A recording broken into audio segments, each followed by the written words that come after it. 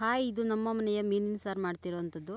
ಸ್ವಲ್ಪ ಕಾಯಿ, ಕಡಲೆ, ಟೊಮೊಟೊ, ಶುಂಠಿ, ಚಕ್ಕೆ, ಲವಂಗ, ಗಸಗಸೆ ಮತ್ತು ಸ್ವಲ್ಪ ಪುದೀನ, ಕೊತ್ತಂಬರಿ ಸೊಪ್ಪು ಇಷ್ಟನ್ನೆಲ್ಲ ಹಾಕ್ಕೊಂಡು ರುಬ್ಕೊಬೇಕು ಫ್ರೆಂಡ್ಸ್.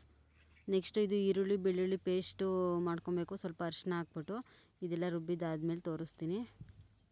ಇದಿಷ್ಟು ರುಬ್ಬಿದ್ದಾಯಿತು ಫ್ರೆಂಡ್ಸ್. ಮೀನಿನ ಸಾರಿಗೆ ಸ್ವಲ್ಪ ಹುಣಸೆಹಣ್ಣು ಹುಳಿ ಹಾಕ್ಕೊಬೇಕು. ಸ್ವಲ್ಪ ಬಿಸಿನೀರಲ್ಲಿ ಹುಳಿ ಹಾಕ್ಕೊಂಡ್ರೆ ಬೇಗ ಹೊಂದ್ಕೊಳ್ಳುತ್ತೆ. ನೆಕ್ಸ್ಟು ಇದು ಬಾಣಲಿಲಿ ಮಾಡ್ಕೋಬೇಕು, ಇಲ್ಲಾಂದರೆ ಬೋಸಿಲಿ ಮಾಡ್ಕೊಂಡ್ರೆ ಚಂದ ಫ್ರೆಂಡ್ಸ್. ಮೀನಿನ ಸಾರನ್ನ ತಪ್ಪಲಿಲಿ ಮಾಡಿದ್ರೆ ಮೀನು ಹಾಕೋದಕ್ಕೆ ಮತ್ತು ಬೇಯೋದಕ್ಕೆಲ್ಲ ಸರಿ ಹೋಗೋಲ್ಲ. ಒಂದು ಬಾಣಲಿ ಒಂದು ಬೋಸಿ ಇಟ್ಕೊಂಡಿದ್ದೀವಿ, ಅದಕ್ಕೊಂದು 3 ಸ್ಪೂನು ಎಣ್ಣೆ ಹಾಕ್ಕೊಬೇಕು.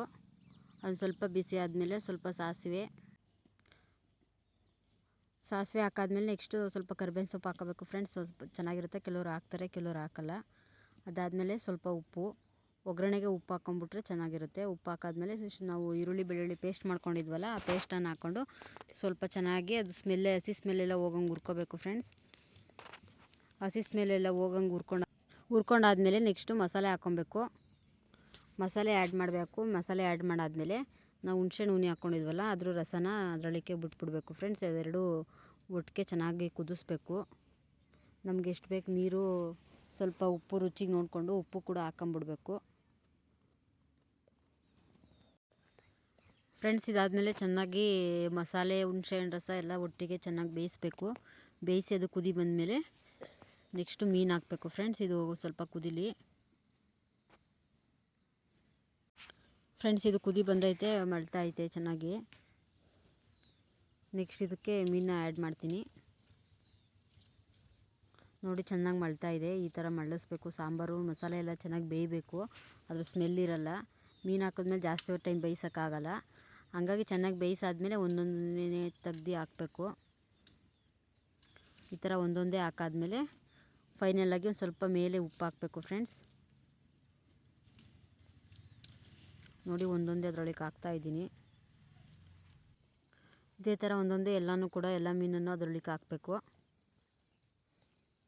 ಸ್ವಲ್ಪ ಜಿಲೇಬಿ ಮತ್ತು ಸ್ವಲ್ಪ ಪಾಟ್ಲಾಕ್ ಮೀನಿತ್ತು. ಇದು ಕೆರೆಯಲ್ಲಿ ಊರಲ್ಲಿ ಹಿಡ್ದಿರೋ ಅಂಥದ್ದು, ಎಲ್ಲೋ ಅಂಗಡೀಲಿ ತಂದಿರೋ ಅಂಥದ್ದಲ್ಲ. ನಮ್ಮ ಮಾವ ಎಲ್ಲ ಕ್ಲೀನ್ ಮಾಡಿ ಮಡಗಿದ್ರು.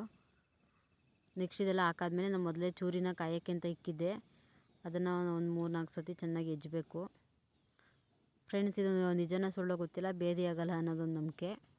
ನಾವೇನೇ ಸಾಂಬಾರು ಮಾಡಿದ್ರು ಇದೇ ಥರ ಮಾಡ್ತೀವಿ. ನೆಕ್ಸ್ಟ್ ಒಂದು ಸ್ವಲ್ಪ ಉಪ್ಪನ್ನು ಕೂಡ ನಿವುಳ್ಸಿ ಹಾಕ್ತೀವಿ.